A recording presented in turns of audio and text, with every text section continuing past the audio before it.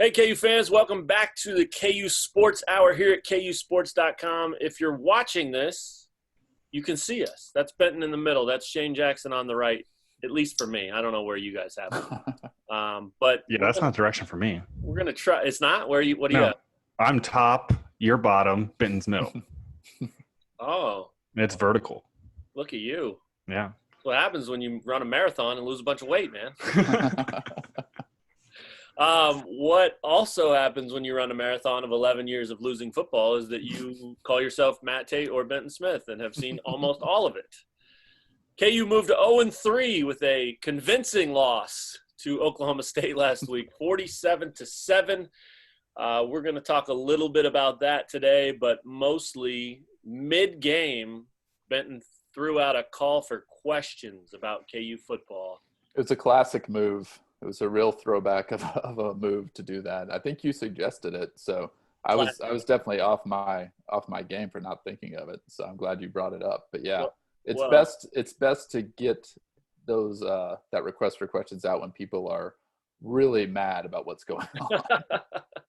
Mostly when they're thinking about it or caring even a little. Yeah. You waited till Monday, they might have been like, the weather's good. The Chiefs are playing tonight. Who cares? So I think you got, what'd you get, 25, 30 questions, something like that? Last check, I got 44 replies to that. Oh, my. So we're probably not going to get to all 44 no, probably not.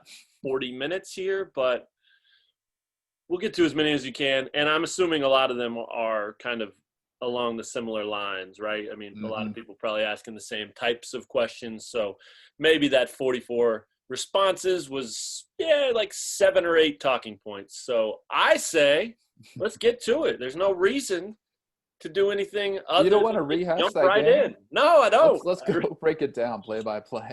I really don't, because it was absolutely worse than 47-7 indicate. And that's hard to do. But we've seen it. KU football knows how to do these types of things. There's a lot of things to like long term, I think, but right now it's really hard to watch this, and I'm assuming some of that is covered in these questions. So jump in, Benton Smith. Take it over. Dunk on some people with that little Tykes goal in the background there, and let's have some fun. What do you got? First question is? So I figured a great place to start would not only be with the offense, which obviously has been one of the many issues for this team, but also with a KU Sports Hour mailbag regular, Mr. Frank Saunders. The guy, yeah. Of course, Frank came through with like 5 questions, but we'll just limit it to 1, and I bet we can get to some more next week too. That sounds good. What's he got? Well, hold on. Before we go any further, we got to do it. Frankie! Right. As is tradition. Been a little off for a while. By Tom Keegan a few years ago. Exactly. Yeah. After much anticipation and clamor, the Brent Dearman RPO seems listless and ineffective. Is the play calling a problem? So I thought that was a great place to start, because obviously, you're only scoring 7 points against Oklahoma State. And I mean, the offense was below 100 yards entering the fourth quarter. That's coming off a week ago at Baylor, where you only score 14 points, and I mean, you spent most of the game, punting. And I mean, it's just not been a lot of fun for fans to watch. And I mean, I think we all saw, well, Shane was covering a different game, so he didn't get to experience it live, but a better game. Yeah, definitely. But there was a lot of what I was seeing like online on Twitter and that type of thing during the game, which is people like, complaining like, what is this? What? Because it was just punt after punt after punt.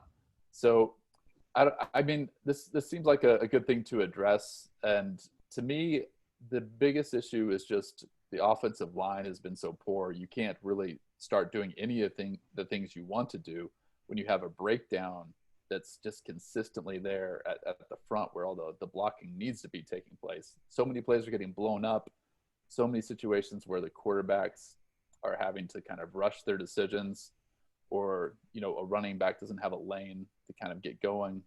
To me, that's the biggest issue, more so than the play calling necessarily, because if you are running that RPO stuff, so much of it is based off of reading the defense, and where are certain guys as if you're running a lot of RPO, and I don't think they've done a ton of that yet.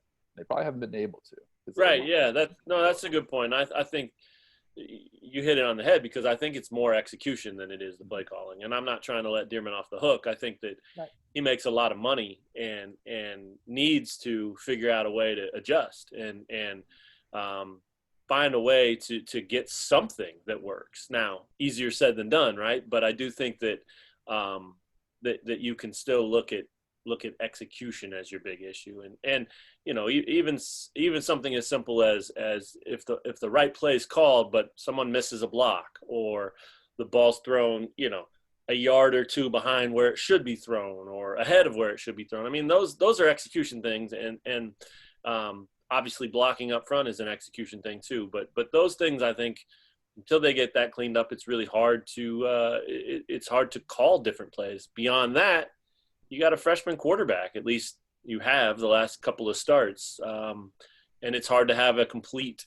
command of the playbook and a complete command of what Dearman wants to do and what this offense wants to do with a guy who's just 17 years old. So I don't know. Again, it's not trying to take the guy off the hook, because he's got to be better just like the players do. But execution, in my opinion, is way, way, way more of a problem than actually the play calls. Now, there have been some curious play calls too. I mean, there have not been a lot of ideas out there that show trying to get Puka in space. He's running up the middle a lot. I don't understand that. The first couple of weeks, people were furious that he wasn't getting the ball enough. So there's a lot going on with the offense while nothing's going on at the same time. Shane, you've been doing a bunch of film room stuff. What do you see offensively? Well, it's interesting because the game I was at, they run a lot of RPOs. Lawrence High, that's what they're known for. They run a lot of RPOs, and they show, at least at the high school level, what it's supposed to look like. I think that's the reason why I came in with a little more confidence regarding this offense entering this year, is because the offense is designed to simplify things for the quarterback, that it almost didn't matter who the quarterback was. And I think you saw that they got the most out of Carter Stanley last year. I do question how much RPOs they've actually done. I know that's kind of a thing that most broadcasters are mentioning now in football, is like everything's a RPO, but sometimes it's just play action. Right. And so, I mean, that there might be some of that with the KU offense. I question how much there actually is RPOs, but doing that film room earlier in the week, I thought that they were too conservative from the jump with Jalen Daniels. I didn't think they really tried to push the ball down the field, and some of that is throwing quick screens, but that's not necessarily RPOs. So I think there's a little bit of both. I mean, there's execution, obviously, but I think there's been some conservative play calling with a true freshman quarterback. Yeah, and you mentioned, I mean, some of that is to be expected. You mentioned in your blog, and I think we talked about this betting at the game when it happened. There's that play that Shane highlights where Jalen just bailed as quickly as he could. I mean, he instead of even letting the routes be developed and get down the field, he pulled it down and started scrambling. And that's what you're going to get out of a 17-year-old kid who's got a bright future. There's no reason to be down on the kid. There still should be a lot of reason to be excited about his potential, but asking him to do a lot of this stuff 2 games into his career is pretty tough to do. And you see him leaning toward those freshman type mistakes where, even a second or two longer, those guys can get into their routes, and maybe you can hang in the pocket for a second or two longer and make a throw and get a chunk play. Instead, instincts, I think, have him pulling it down because he feels that rush, which he probably didn't feel anything like that in high school or even close. So anyway, Ben, any other thoughts on this play call versus execution debate, or just play calling in general? Yeah, I mean, to me, it's just like you've got a lot of issues that you're trying to address right now. You don't have any stability at quarterback, obviously, because you played 3 different guys, and your backup is leading the team in all the passing categories, and you haven't started him. That's an amazing stat. Can we just talk about that for a minute? I mean, you wrote it in your story. Like, there's this guy who they haven't started, and he's played in 2 games. 2 games. Yeah, did not play at Baylor at all. Right, and he's leading you in all of your passing stats. I mean, when you wrote that, I was just like, boy, if that does not sum up KU football perfectly right now, I don't know what does, because we're obviously talking about Miles Kendrick, and credit to him. That's the one thing I kept going back to when I read that is they could be much worse off, because they could have that guy be a total dud and not be leading in any categories, and then it'd be even worse than it is, which is hard to imagine. But he deserves some credit for his mentality and his approach. But anyway, continue with what you were talking about with him. Yeah, I mean, it's you go into week one and your plan is to, kind of play McVitie and Kendrick because you haven't resolved the quarterback situation. McVitie gets hurt, so you go to Baylor, and McVitie's not available, so you decide to roll with Jalen Daniels and see what he's got. And then a week later, you're planning to play a true freshman again, and he gets hurt. So now what your top two quarterbacks, I'm assuming, that's all we can assume from the approach they've taken, that they prefer McVitie and Daniels, are out, and you got to roll with Kendrick. Now, obviously, he didn't play very well against Oklahoma State, and he said as much after the game. That wasn't a great day for him by any means. His touchdowns came against Coastal Carolina when McVitie got hurt in that game. So there hasn't been a lot of production from any of these guys, and none of them have been productive against the two Big 12 defenses they've seen. So when that's such an issue, and you compound it with the O-line issues, I just don't know that play calling can fix a lot of that right now, because a lot of things that they were trying to do are trying to get the ball, like when they're throwing quick to Parshman, which they've done a lot. Right. I know people are sick of seeing those types of plays because, I mean, those are the types of plays we saw nonstop before Les Miles got here, right? Yeah, When to turn David Bade. Yeah, I was going to say the David Beatty era. We saw Right, a lot of those right. little quick throws to the sidelines. Definitely. Went nowhere. But, there's just so many little things that you're supposed to read and react. And I feel like the breakdown's coming before that can even happen. So there's just a lot to fix. And it feels like it's going to be a long year unless they come up with something miraculous to fix the offensive line. What do you get the sense that they were going to stick with Jalen if he didn't get hurt against? I thought so. Yeah, I thought they were. I think he took pretty much all the reps in practice leading up to that game. So based on the fact that that's what they did at Baylor and that it seemed like he was getting all the reps, I thought that's what they were going to do. Now, obviously, they could have easily pivoted because he had a very rough start before he got hurt. Yeah. Things were breaking down and he wasn't able to get anything going. So they obviously could have punted on that kind of game plan and went to Kendrick even if Daniels had not got hurt, just to be like, all right, let's not have this guy get pounded for 4 quarters and now he kind of digresses because this is such a tough situation to be in. Sure. So I think they wanted to play him the whole game. Who knows if they would have? And if they would have, that would have been a really encouraging sign, right? I mean, that's what we talked about all last week, is that you just got to let him go. And we debated it last week. If you guys didn't hear that one, there's a podcast out there that's entirely about Jalen Daniels, where we kind of looked at it from 3 different perspectives, which I thought was really cool. But the idea that they were willing to give him a second consecutive game to show what he's got and to show if he's ready, and also to learn is really good news, I think. So yeah, it's a mess. I mean, that's the easiest way to put it. It's a mess. No one saw this coming because you have Puka. I think people respected Velton Gardner's ability going into the season. You have Stephon Robinson and Kwame Lassiter and AP. I mean, this offense is way too talented at the skill positions to not be better than this. But you can't average 14.7 points per game and have that even hope to be good enough. I mean, they've got to figure it out. And this bye week is probably helpful in that regard. But again, it's got to be O-line. Ben, it'll be interesting. I mean, is there anything they can do with the O-line position? I mean, you get 2 weeks off. Do you think we'll see some new guys in there starting or maybe moving people around a little bit? I mean, they've got to try everything at this point. Yeah, that transitions well to another question from Jayhawk fan on Twitter. And I love this question because it got right to the heart of it. What's with the O-line? Perfect question.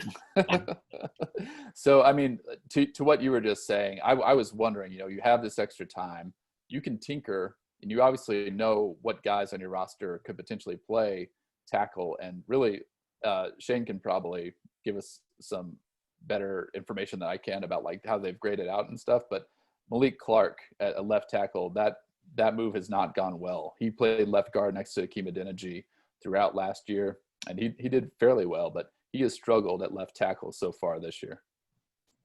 Yeah, I think that's the biggest issue along the offense line. I mean, obviously it's not all down to one single player, but Malik Hart having to switch to tackle when he played guard, and I think it was more out of necessity going into this year, and that hasn't gone well. You can just tell that maybe his lateral quickness isn't necessarily as good in those vertical sets, and he gets beat off the edge a lot. And when he tries to overcorrect on the edge, he can get beat with the spin move pretty quickly.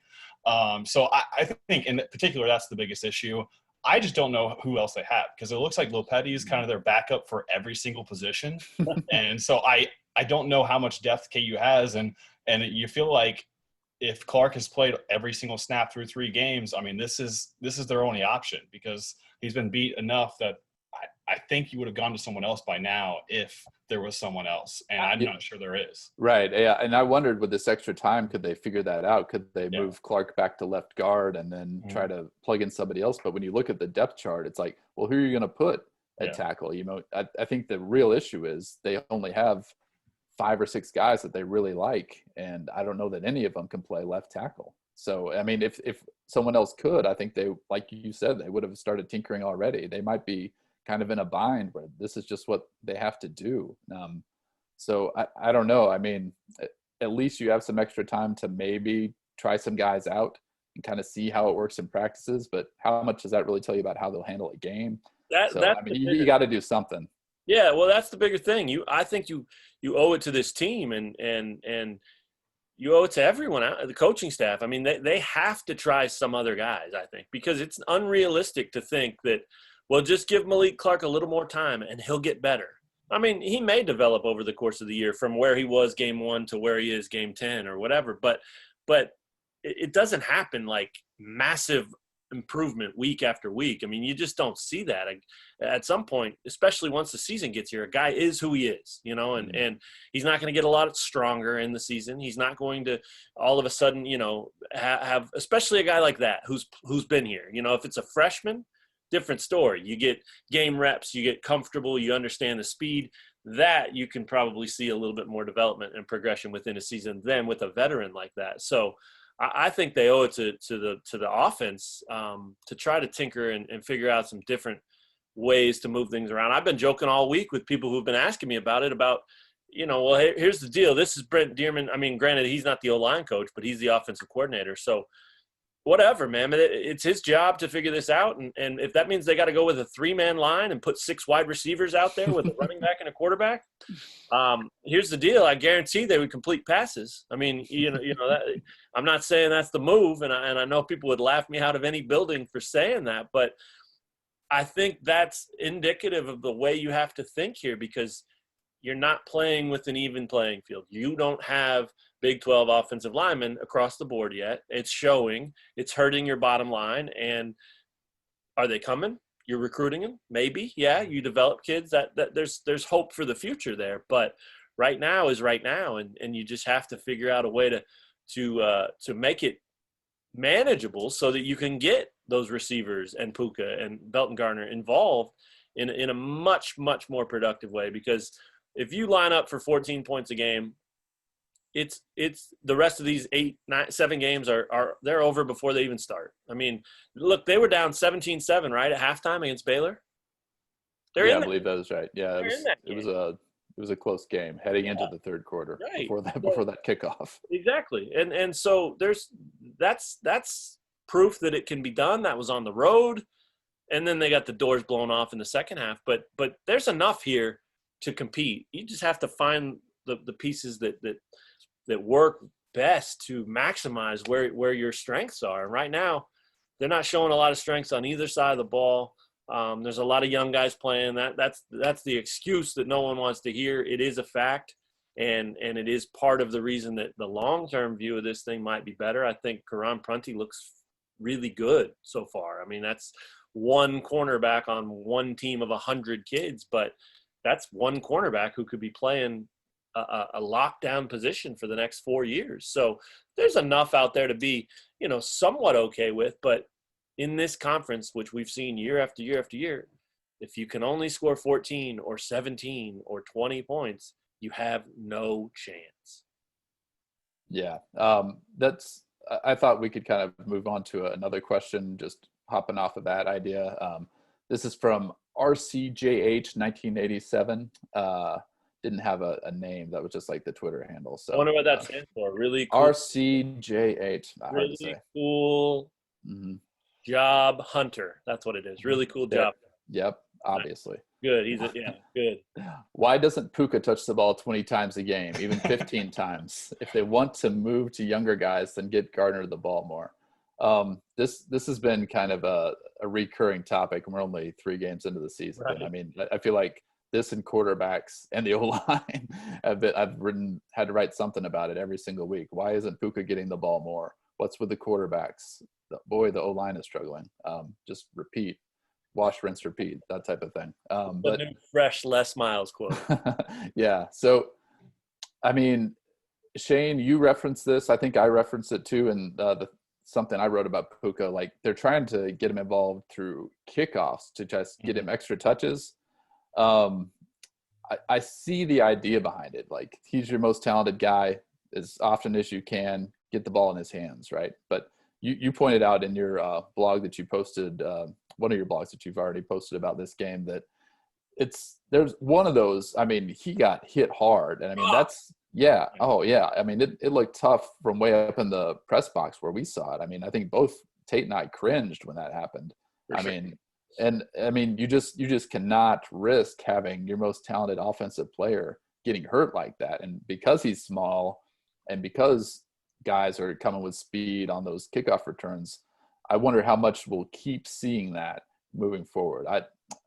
To me, it makes more sense to just maximize him on offense, which is kind of what this question is about. I think a lot of people have been surprised that there hasn't been, and Tate, you brought it up earlier in this podcast, like, why haven't they found more ways to get him the ball in space? That's an issue. That's something you have to do with a guy that's this talented. My guess on that, and I want Shane to sound off, but my guess, there's been a lot of Puka runs up the middle that aren't going anywhere. But my guess on that is maybe that's where they feel the strength of the O-line is, and maybe they trust Api Mane the most to execute his assignment up front, and so they're trying to take advantage of that. It's not hard to scout, it's not hard to defend, but and it's not where you want Puka running. But that would be one reasonable explanation for why that's happening. Did you see last night? I think it was right after the Chiefs-Patriots game, but Puka tweeted, "I will return a kickoff for a touchdown." I did see that. Yeah. Yeah. So he's in, and good for him. And he might. I mean, he's talented. There's no question about it. At least I'm sure for him, the perspective there is, well, when I catch the ball, there's space, and all I have to do is do my thing and make a couple of cuts and find a lane and go. And compared to what he's seeing offensively right now, that's got to feel like a party. I mean, he's got to be loving that role. So maybe that's why he's so confident. But yeah, I think that it's something they've got to figure out, whether they're direct snapping it to him or whatever they're doing. I mean, you don't have a guy like Puka Williams very often in your program, and you got to find ways to take advantage of it. Shane, what do you see?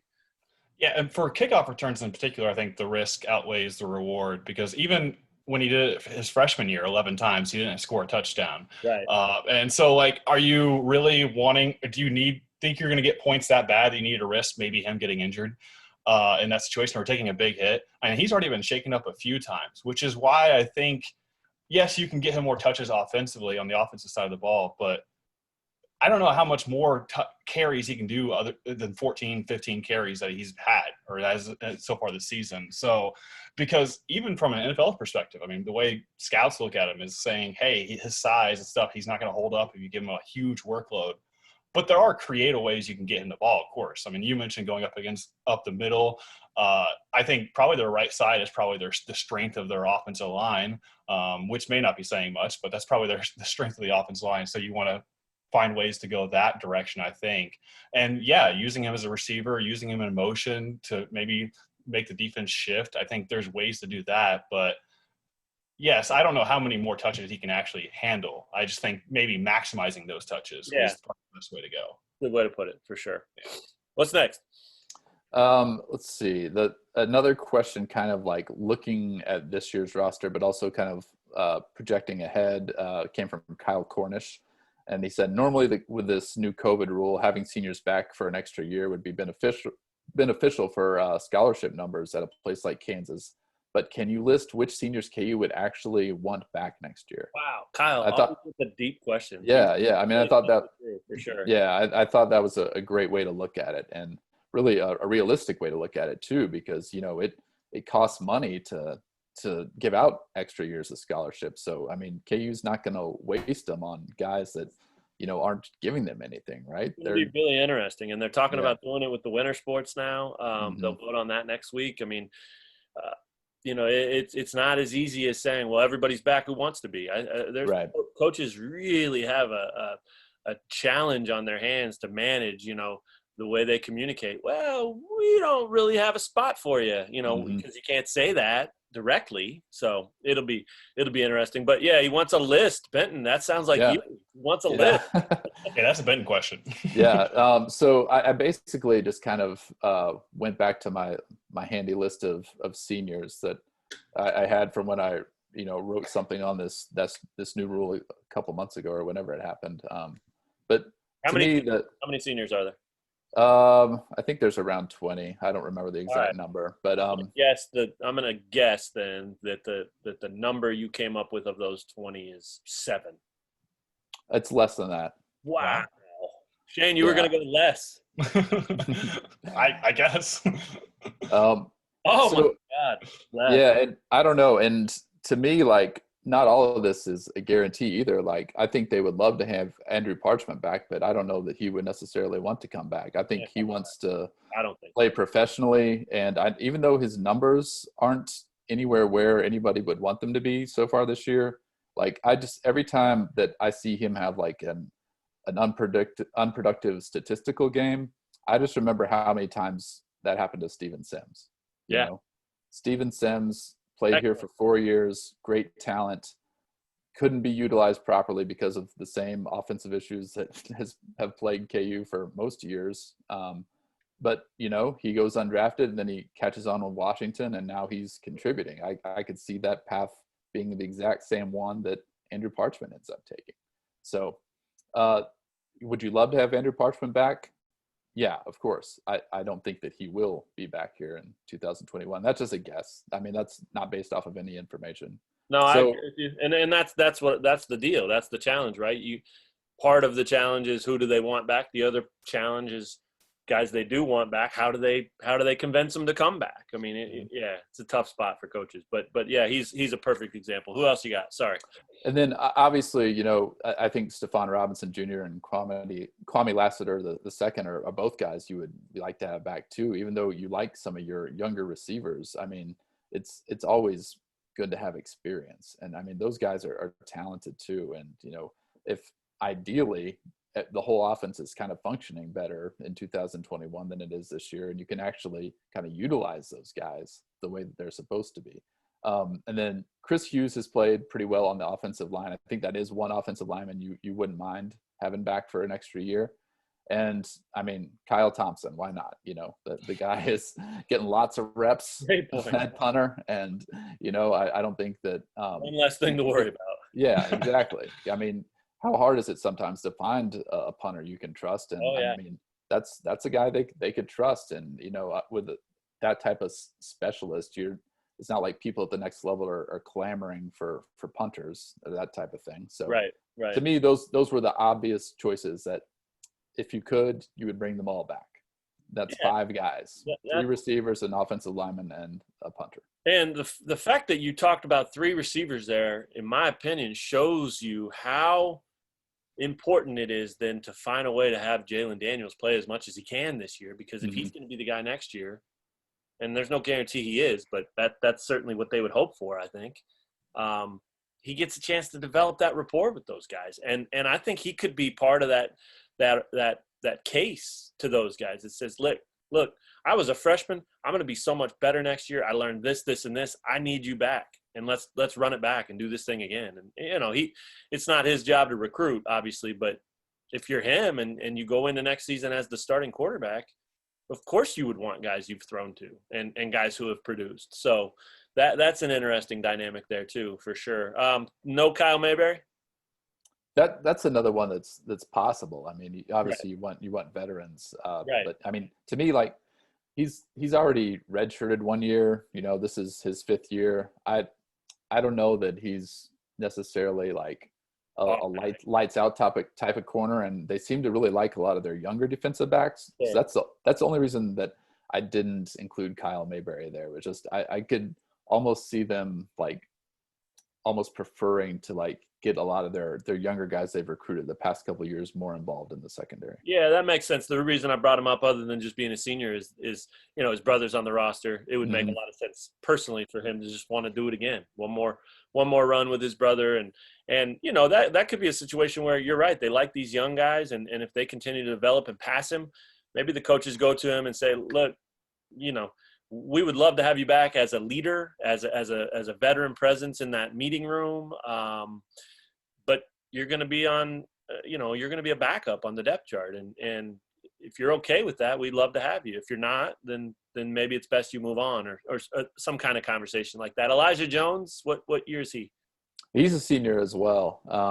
Yeah, I mean he's had some flashes so far the past couple of weeks, but for the most part, not obviously an overwhelming performance that you're like blown away and like, boy, we got to have this guy back. So. Right. I mean, and that obviously things can change too. I mean, like that's a guy who's basically new to regular snaps this year. So perhaps the deeper into this year we get, that changes. And, there could be guys you want to add to this list by the time the season's over. Yeah. His measurables jump off the page. Really long. Yeah. Right. And his confidence. I mean, I like the way he plays. He's just got to get some experience. So he could be a guy that has an okay year. Maybe that's the ceiling this year, but somebody that if he were to come back, you'd feel, well, he could take another step, and man, maybe we'd have something there for 1 year. So yeah, that's a good way to look at that. Yeah. Right. But none of them outside of the obvious ones you mentioned, I think are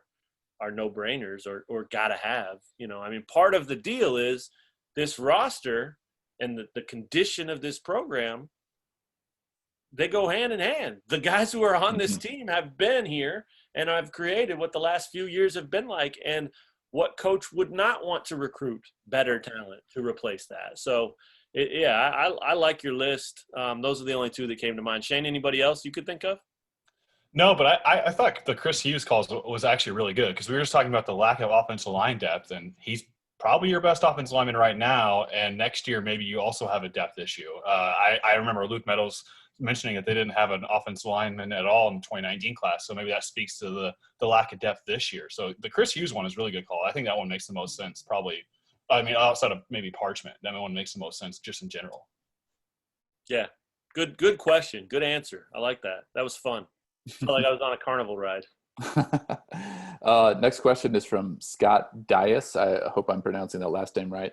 He asked, do you think the players will quit on this staff like years past? So basically, obviously if you're a KU football fan, you're pretty familiar with the season going poorly, and then maybe noticing an obvious lack of effort in some games the kind of farther you get into a season. So I assume he was kind of referencing past regimes and that type of thing, just because this season has got off to such a difficult start.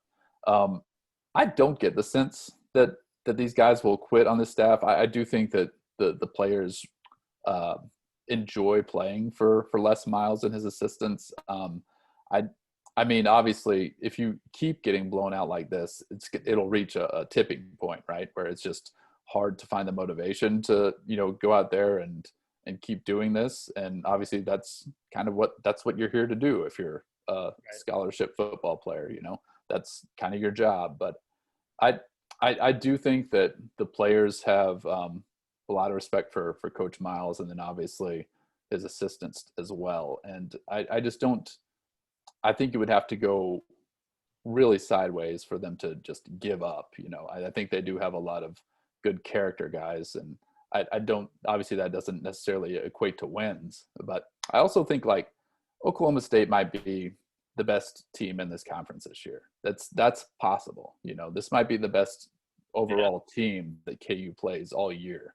So it's not like I expect them to lose by 40 points week in and week out. So yeah, it's a good question and a good answer. I think that the hardest thing about this year, and I noticed this on Saturday, there was no energy, there was no passion, there was no fire, and it's hard to have that when you're getting your face beat in like they were.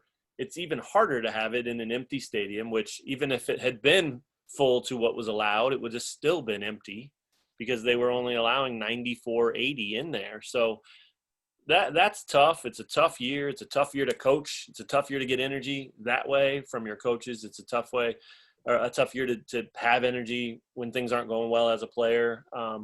But really, I think for me, it's more about the week and what that brings to game day rather than just what it looks like on game day. No one's going to be excited when you're down 40-7.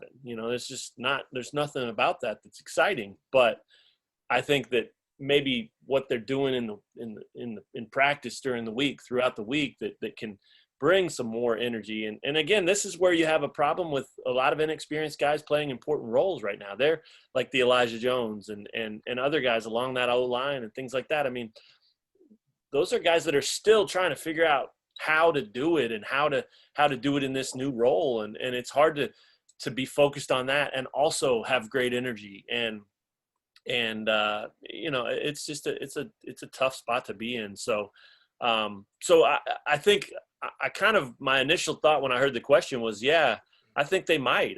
But more my point was that they're lacking some energy right now. They're lacking some juice, and that's not quitting on a coaching staff. So I don't think that my answer is yes to this question. I think it's just it's more that they've got to find a way to get that, whether it's leadership, whether it's freshmen, whether it's the coaches, whatever it is, they've got to have more than that. Because I think in the 3 games so far, what I've seen from this Kansas team and the players out there, nobody's happy. I'm not saying they are, I get that, but there's a comfort level with this is how it goes and we're used to it. And I think that's a very dangerous thing for a program. It's a very dangerous thing for a program trying to rebuild. So I think that's something that the coaches have a responsibility to nip in the bud, but the players have that responsibility too to eliminate that so that they're not comfortable. I mean, it's hard when Les Miles coaches a team to a 47-7 loss and then he comes into the post-game press conference, which the players aren't watching. They're not there. So they don't hear this probably. But if he's telling us this, you got to imagine he's telling them that. And when he comes in and he tells you, I like this team, I like where we're going. I mean, I think some other coaches that have been here in the past, namely Mark Mangino, namely Glenn Mason, certainly even Charlie Weiss at times in his own way, I mean, they would show a little bit of fire and passion in the post-game press conferences. This is unacceptable. And I think the longer you allow this to be comfortable or even acceptable on some level, the more dangerous it becomes. So because of that, no one likes to get yelled at. So they're obviously not going to quit on him because they're uncomfortable. But I definitely worry about the energy level that this team has and is able to sustain throughout the season. Long answer. I don't think there's any reason to believe that they're going to quit necessarily in preparation for a game or going to a game, going into the game. But I think it is fair to question maybe effort at times once the game happens because, the 47-7 lost to Oklahoma State. Even against Baylor, KU gave up 2 kickoff returns, and it's fair to question the effort on those plays. Or there was a stretch where I think Kyron Johnson didn't necessarily come up for a blitz, and then he got pulled out on the next play, and then they got a substitution error because he wasn't off the field in time. So I think there's going to be moments in a game, especially when it's lopsided, where you can maybe question an effort. But going into a game, I don't think there's any reason to believe that these players are just going to quit on the coaching staff. I think they're still going to come prepared. But as we've mentioned, I mean, this is definitely a rebuilding year, and these scores could happen multiple times for the rest of the year. Yeah, and Benton said it perfectly. I think they like playing for Les. I think they appreciate the way he treats them and respects them, and they want to perform for him. But again, like Shane said, when you're down 47-7, your body language it's hard to keep positive. It's hard to stay up. So you're going to see some of that. I saw some of it against Oklahoma State for sure late in the game, but I don't necessarily think that's an automatic sign that they've quit on the coaches. If anything, they showed last year that they are able to coach a bunch of guys to be resilient, because they didn't have great results week after week after week after week last year, but they kept coming back, man. And then a lot of that was leadership. A lot of that was Carter Stanley. That's how he was wired, and that's how he led. And I think there were some other leaders that had that same mentality. Bryce Tornaden, a couple other guys that certainly, Mike Lee. I think that they had that. So this team needs to find that to prevent that. But it's a good question. I think it'll be interesting to watch. Okay, next question is from Pete Gaines. He said, okay, so from where KU is now, we've known that building up the program might not be reflected in the win-loss record this season. But how is Miles actually doing? Not seeing a lot of great schemes out there, but I'm no expert. So I think that's kind of an ideal way to kind of look at this season, big picture. I mean, none of us thought KU was going to be very good this year, right? Couple of 2-win predictions. Right. Me and Shane both picked 2 and 8 for the year, and I mean we got some ground to make up in these last 7 games. So I thought I was safe with 1, and good luck. So yeah, I mean that's kind of a good way to look at it if you're a fan, right? Is like what kind of progress am I seeing, even if the wins and losses aren't there? And I think that's why there were a lot of fans discouraged this past week. Just because, I mean, KU was getting manhandled out there a lot of the time. And I mean, that's why it ended up being such a huge blowout, a 40-point loss. So, I mean, as far as schemes go, we talked about offense a little bit earlier, and it's how it's hard to kind of, get really creative with your play calling when you have so many issues you're kind of dealing with. And I don't know. We haven't seen a lot of creative things out of the DJ Elliott defense the past couple of years. And Shane, I know this is one of the things that stood out to me that I think you've referenced a couple of times so far this season. I mean, they don't even really run any like twists or anything up front to kind of maybe create some more pressure at the point of attack. And I mean, there's not a whole lot of blitzing going on. And, obviously if you're, already playing from behind, you can't just decide to blitz every down. You're gonna end up susceptible to some more big plays, so it's kind of tricky. But Shane, I was curious about what have you seen that's maybe some signs that DJ Elliott has some creative things that he can employ from time to time? Yeah, the blitzing thing is interesting, as you mentioned, especially because this team has struggled, since DJ Elliott's been the defense coordinator on third down. I mean, getting off the field on third down. And you have to think at some point that's a little bit of coaching, because you just not getting off the field at all seems like you could maybe scheme up things differently and maybe bring blitzes when they're not expecting it, or you're not blitzing when they do expect it, something like that. And yeah, it seems like in terms of blitzing, it's just, hey, 3 defensive linemen, maybe one linebacker. We're going to beat them one-on-one. And if you can do more twist, or I believe there was a play against Oklahoma State where Nick Channel came up on kind of a delayed blitz where he just, dove through the B gap. I mean, doing things like that is about as creative as I think you can get. But it might be similar to the way we've discussed about the offense. Is it starts with the line. I mean, I think the defensive line, whenever your linebackers and your secondary are leading the team in tackles, it means the defensive line is not necessarily doing their job and maybe stopping some of those shorter runs. So I think in terms of defensive production, it could start with improving up front. Yeah, it's really good. I totally agree. And, I think in fairness to DJ Elliott, which – he obviously hasn't shown a great deal of impressive stuff in his first 2 years here. But in fairness to him, there are a lot of young guys on defense too. And it's hard to coach that just the same as it is hard to coach a freshman quarterback. So, those aren't excuses. I don't want to let anybody off the hook. These guys make 6 figures. This is their job. So they've got to find a way to make it work and to be productive and to get production out of these guys. If that needs to be new guys, then you go to new guys. If that means you develop or or tap into something with the guys you have, then you do that. If that means you scrap what you do and you change completely and you try something different and see if it works, then you do that. I mean, it just, you can't keep doing the same thing over and over and hoping to get the same or different results, because that's really hard in the Big 12, man. And I asked Les about this on Saturday night. How much of an impact this season, the 10 games instead of 12, is having on this team, because the Big 12 is a different animal. And if they had gotten an opportunity to play New Hampshire and then Boston College and then Coastal Carolina, that's a different story. I mean, it's not that those teams aren't talented. Obviously, Coastal Carolina is, but you would have got a chance at least 3 games to feel, especially for these young guys, you would have got a chance to feel that.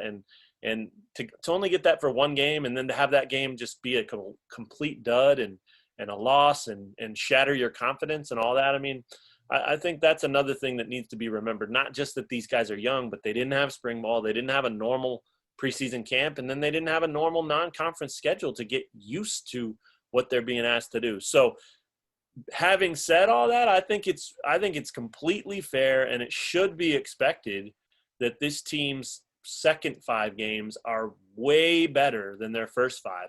And if they're not, then you have a real problem. And that problem will extend beyond personnel, beyond execution, and beyond coaching. It'll be a program-wide issue that is really, really scary for the future. So that's something worth watching.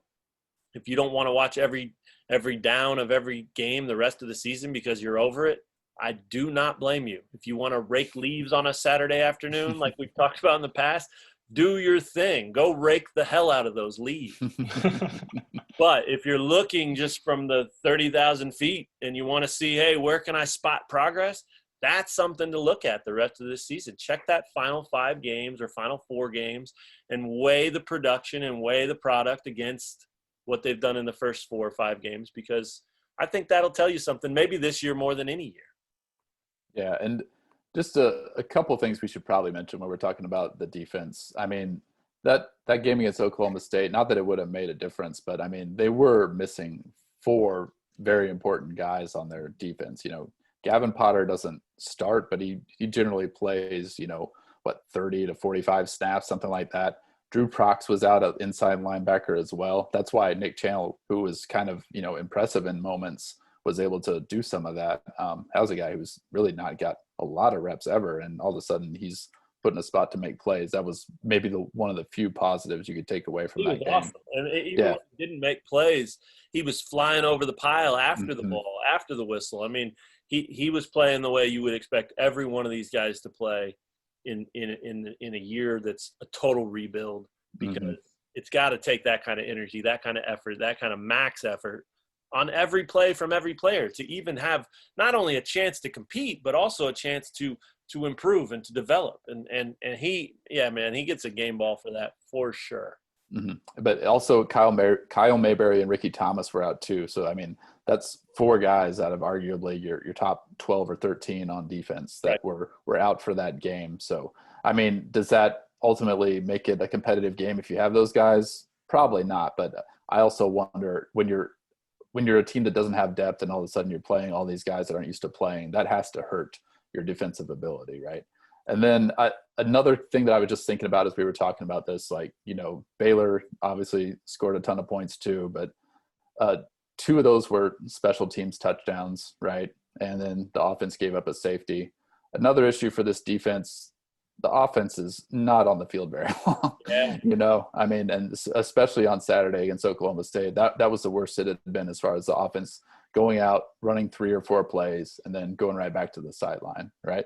So, I mean, that's the issue. That seems to be like a thing that we always go back to with KU football, right? Like, all right, well, this group's really bad, but it's also somehow affecting this other group that isn't even on the field at the same time. So there's just so many issues. Well said. That was beautiful. Let's take 2 more questions and call it a podcast.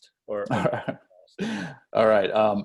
This is probably the question that some version of this question is what I got the most when I called for some questions from the fan base. So I'm going to read a couple. This first one is from Josh Wilson. who said, should we go the Villanova route? They play football at a different level and play basketball at a high level. Tanner Stroud said, is there a chance we could ever be moved to D2 in football or the program being dropped? So, I mean, there were several tweets along these lines, including one from Phil Ehert, who asked for the KU to disband, quote, this pathetic excuse of a football program. So, I mean, I think to me that kind of shows you where a lot of KU fans are at this point with this season. You know, they're over it. You know, a lot of people are not interested in what's happening the rest of 2020 with KU football. Now, obviously some people are, and some people will continue supporting the program and continue watching regardless. And those are the diehard fans. But for a lot of people, they're just like, why do we even have this program? So Tate, as someone who has also covered a lot of really down years for this program, I mean, the obvious answer to that is money, right? You're in the Big 12, you're getting so many millions of dollars. That's why you don't disband the football program. Absolutely. I mean, their television contract for the conference has increased each of the last 3 years, and I think it was close to $35 million was KU's cut last year. That allows the university and the athletic department to fund a bunch of other sports that if they don't have football playing at the Power 5 level in the Big 12, those sports would go away. So there's your number one answer. Is that worth it? I mean, that's for you to decide for sure. It's a tough trade-off, right? To be able to have women's soccer and tennis, a couple of sports that have done really well in the postseason over the past few years, to be able to have those sports, is it worth it to sit through this on Saturdays in the fall? You know, you don't have to sit through it, but KU has to have it. And so that's the number one answer. The bigger question of sort of like why I don't know what the bigger question is. I mean, if that was the question was, they're not going to do anything. There's no what is it called? Relegation? Is that what it's called in soccer? Yeah. It's not a thing in college football. And it's not the time to be thinking about that. One thing I think that you'll start to see if things don't improve in the next year or two or three, when Jeff Long came in and when he hired Les Miles and when this thing got a complete overhaul, it was not just a new coach and a new coaching staff. It was a massive dedication to the football program at KU. New staff members were hired up and down, that positions that did not exist in the past at KU. The idea being, let's dedicate to this thing the resources more than we ever have and see if that can help pull us out of this mess. It's way too early to say whether that worked or not.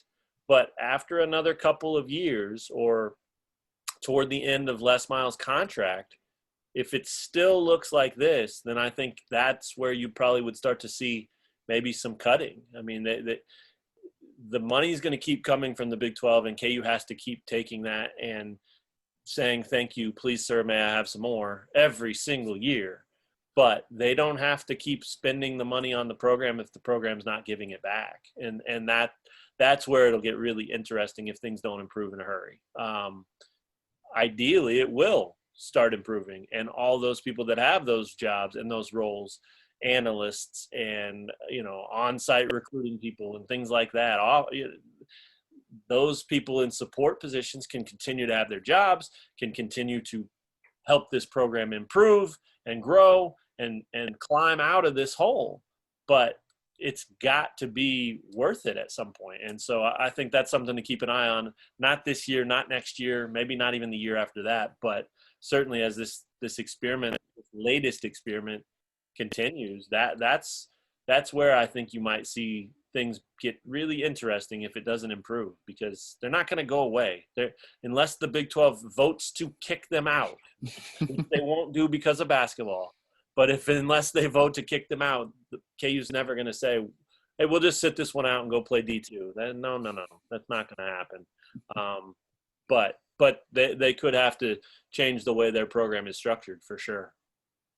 Yeah, that's a really interesting way to put to look at it, I think. And just kind of along those lines of looking more toward the future, let's have our last question, which has to do a little bit with the recruiting. This one came from Earl Howells, who asked, does Miles break like every coach since Mangino and go the JUCO route, or does he stay the course with high school players? Love the question. Yeah. And to me, this is one of the few things you can feel good about if you're a KU football fan, is the approach this staff is taking to recruiting. I mean, they truly are all in on just getting as many high school guys, quality high school guys, as they can year in and year out, without wasting those scholarships on guys who might only be here for 1 year or 2 years. I mean, they are dedicated to just bringing in high school recruits, and that just hasn't happened since Mangino left, right? I mean,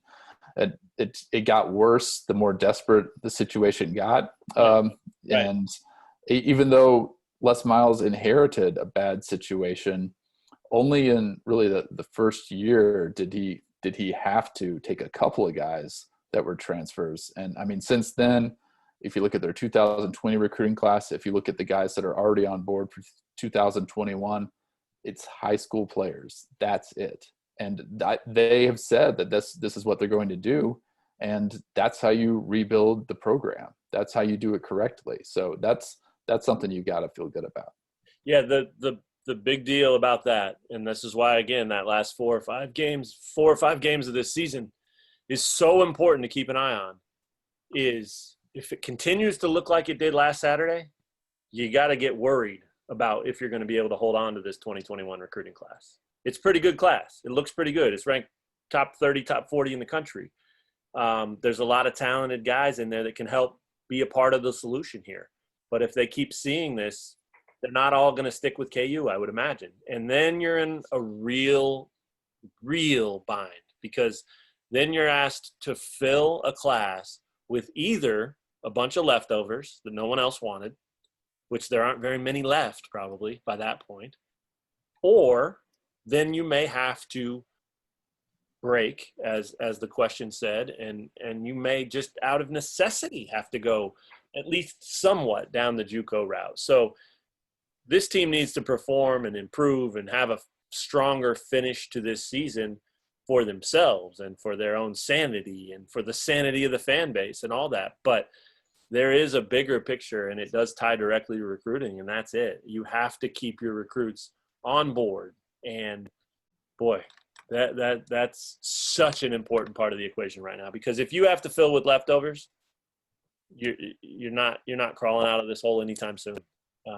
That's just not how it goes. So big part of the rest of the season. Shane, what do you got recruiting wise? Any final thoughts there? Yeah, I just think it's important to mention it's not like transfers are off limits for the coaching staff. I mean, if you thought, right, hey, this team needed a quarterback, which I think the coaching staff maybe didn't trust the 3 quarterbacks that they had, and they thought they needed a quarterback, then it would have been fine to pull one in. Or if you thought, hey, his name is Felipe or something. Yeah, Felipe Franks. I mean, maybe I was just thinking, oh, is there a guy named Felipe? I had no idea. And if you thought, hey, a left tackle would have been necessary, it's okay to do transfers in certain spots when you need to. But yes, having a mostly high school dominated recruiting class seems to be the way to go. And you would like to think that this is their plan, because they've mentioned it multiple times the last couple of years. Yeah, that's incredibly well said, Shane. I think that's a very important thing to remember. You could have a 25-man class, and if 23 of them are high school guys, if you were hitting on those other 2 guys at positions of need, great idea. Why not? So yeah, that's good. That's really good to remember. What else, Ben? Anything else, or you want to call it a wrap? Yeah, I think that's all that we can really get to this week. The good news is topics. What's that? Did we get to most topics, you think? Yeah, I think so. There were a couple other recruiting type of questions and some big picture questions too, but I thought we could easily kind of revisit some of those in next week's podcast, because I mean, coming off of a bye week, we're not going to have like a game to go over too. So we might do a part 2 next week and kind of hit some of these. I mean, there were 44 replies, and can't get to all of those. So yeah, no, that sounds good to me. I like it. We appreciate you guys throwing the questions at Benton. And we appreciate Benton for asking them at the perfect time to get them. So it'll be interesting. KU's off this week, of course, and a lot of development. It will be really fun to see if they do make any changes in that bye week. not necessarily major changes, but just looking at guys in different spots or moving things around, especially on the O-line. And then they come back and play at West Virginia? Is that the next game? Yeah, that's right. 2 road games in a row at West Virginia and then at K-State the week after that. Okay, 11 a.m. in Morgantown. That's right. Or 11 a.m. here, I guess. Yeah, that's true. Noon in Morgantown. Yeah. So an afternoon game out there. And if I'm not mistaken, West Virginia just beat Baylor last week in double overtime. Is that right? That's right. Yep. So not exactly optimism dripping off the page there. I mean, KU was hoping maybe West Virginia would be a bottom feeder type of team, and they were certainly picked toward the bottom of the conference, and now they just beat a team that absolutely waxed KU. So it doesn't get any easier by any means, but we'll be there to cover it all. For Benton Smith up here somewhere, top left, and for Shane Jackson over there with his headphones on, ready to play Call of Duty after this. That's right. I'm Matt Tate. That was the KU Sports Hour for today. We appreciate you guys listening and contributing, and we'll talk to you guys again real soon on another episode. Take care of yourselves, everyone.